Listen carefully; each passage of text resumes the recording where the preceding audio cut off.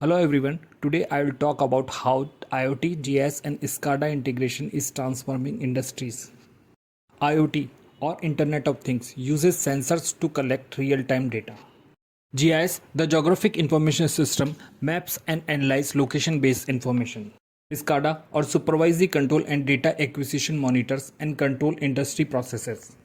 When these three work together, we get real-time monitoring, automation and location-based decision making. In water supply systems, IoT sensors detect leaks, SCADA control pumps, and GIS shows the exact leak location on a map. This reduces water loss and downtime.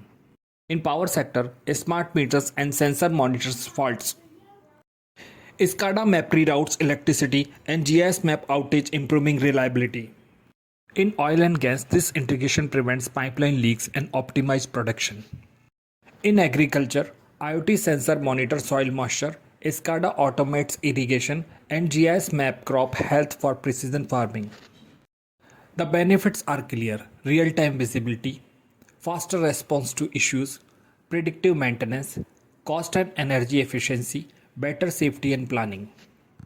Looking ahead, combining this with AI and 5G will make systems smarter, faster, and more sustainable.